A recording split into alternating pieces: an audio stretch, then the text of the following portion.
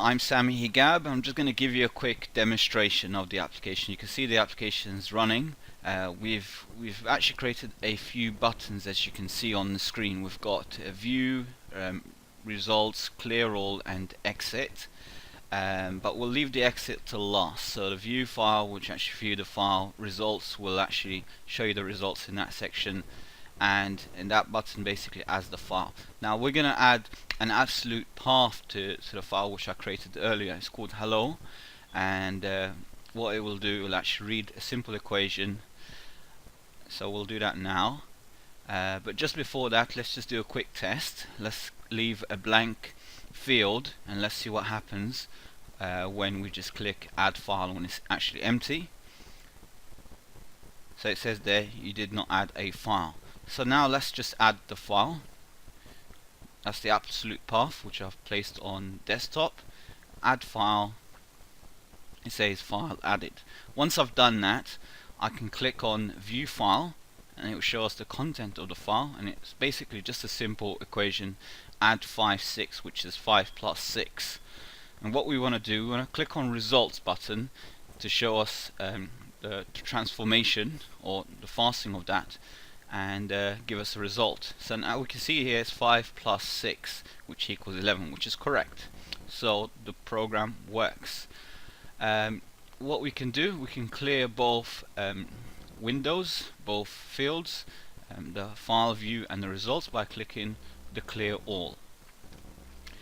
Next, what we'll do, we'll actually try another file I created, and I've actually included with the application, so we don't need to actually add an absolute path, and it will actually pick up the file. It's called test.txt, and now we'll add the file and now view the file. We can see we've got a few more, and the idea is obviously pick up all this, read the whole file, and then translate it into something that it could be added together or resolved.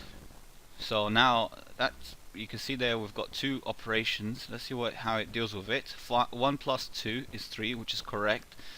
Subtract 3 and 4 is minus 1, which is correct.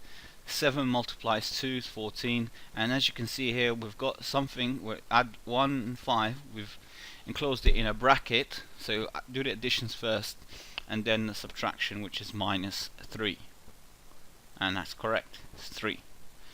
So now we know that works.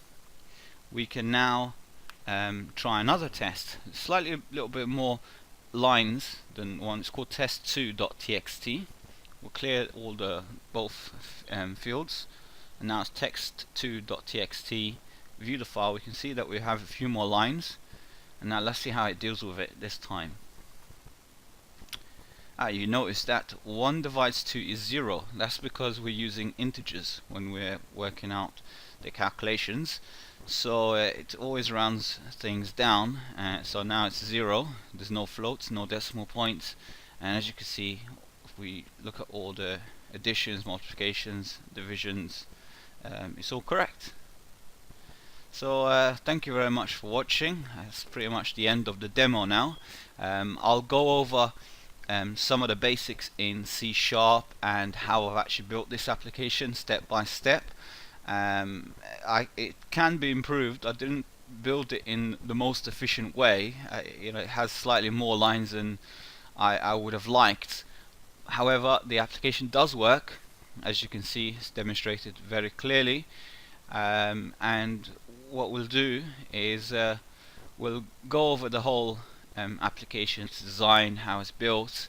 So as you can see here, we've got the screen being designed. I created a class called calc.cs, which is the class file, which is pretty much the logic area of the application.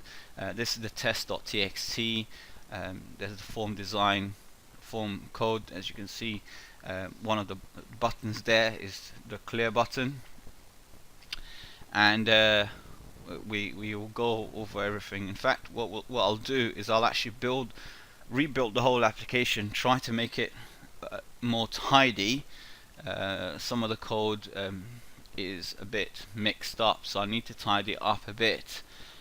Maybe use better naming